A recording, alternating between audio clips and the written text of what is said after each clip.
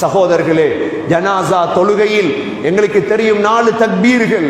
முதல் தக்பீருக்கு பிறகு சூரத்துல் ஃபாத்திஹா, இரண்டாவது தக்பீருக்கு பிறகு நபி ஸல்லல்லாஹு அலைஹி வஸல்லம் மீது ஸலவாத், மூன்றாவது தக்பீருக்கு பிறகு துஆ. சகோதரர்களே, பள்ளியில் வந்திருக்கும் இந்த ஆயிரக்கணக்கான பேரை எழுப்பி ஜனாசாவுடைய துஆ தெரியுமா என்று கேளுங்கள். 10 பேர் ஓதுவார்கள், மற்ற யாருக்குமே தெரியாது. எந்த அளவு துரதிஷ்டவசம் என்பதை பாருங்கள். சகோதரர்களே, ஜனாசாவுடைய துஆவை கற்றுக்கொள்ளுங்கள்.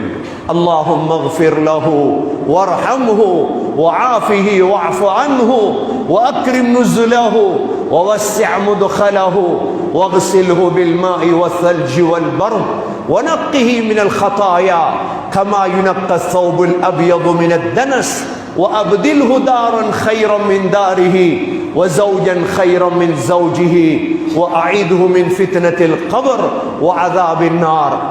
சகோதரர்களே, ஜனாசாவுடைய துஆவில் மாத்திரம் 13 துஆக்கள் இருக்கிறது. 13 துஆக்கள்.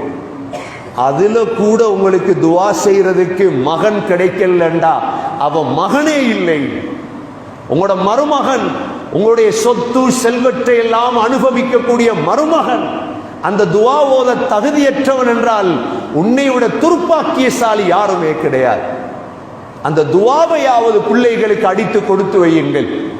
என்னுடைய காணி, சொத்து, பத்து முழுதையும் அனுபவிக்கும் நீ எனக்காக இந்த துஆவையாவது செய்.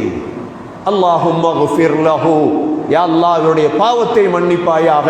முதலாவது துஆ. வர்ஹம்ஹு, இவர் மீது இரக்கப்படுவாயாக. வஆஃபிஹி, ஆஃபியத்தை கொடுப்பாயாக.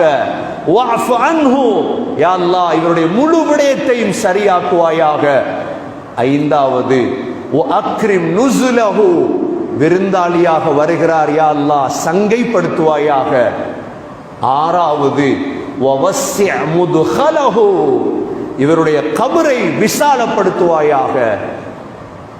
ஏழாவது யா அல்லாஹ் வவஸ்ஸி' முத்கலஹு வக்ஸில்ஹு பில்மாஇ வஸ்ஸல்ஜி வல்பர்த், குளிரான தண்ணீரை கொண்டு, ஐஸ் கட்டியை கொண்டு இவரை குளிப்பாட்டுவாயாக.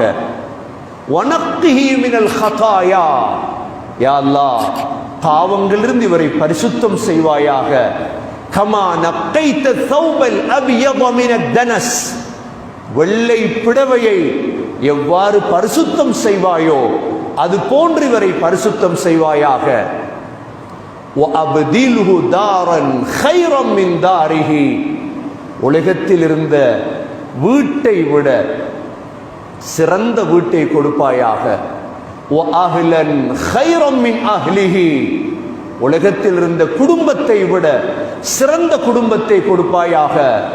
வஸௌஜன் கைரம் மின் ஸௌஜிஹி, உலகத்தில் இருந்த மனைவியை விட சிறந்த மனைவியை கணவனை கொடுப்பாயாக. யா அல்லாஹ் வஅஇதுஹு மின் ஃபித்னத்தில் கபர், 12வது துஆ, கபருடைய ஃபித்னாவை விட்டு இவரை பாதுகாப்பாயாக. 13வது துஆ வஅதாபன் நார், நரக வேதனையை விட்டு பாதுகாப்பாயாக. இந்த 13 துஆவையும் எங்களுக்கு புத்தி இருந்தால் இன்றே எழுதி மகனுடைய கையில கொடுத்துடும். இது இப்பவே பாடமாக்கிடும். சகோதரர்களே, தேவையான இடத்துக்கு தேவையில்லை என்றால் அந்த மகன் நமக்கு தேவையில்லை. தேவையான நேரத்துக்கு பணம் பெறுமதி இல்லை என்றால் அது நமக்கு தேவையில்லை. நோய்வாய்ப்பட்டு விட்டோம், வைத்தியத்துக்கு பணம் இல்லை என்றால் எதற்கு பணம்? சக்கராத்தை அடைந்து விட்டோம், தொழுகையில் ஓதுவதற்கு ஒரு மகன் இல்லை என்றால் எதற்கு பிள்ளைகள்? சகோதரர்களே, எதற்கு குடும்பம்?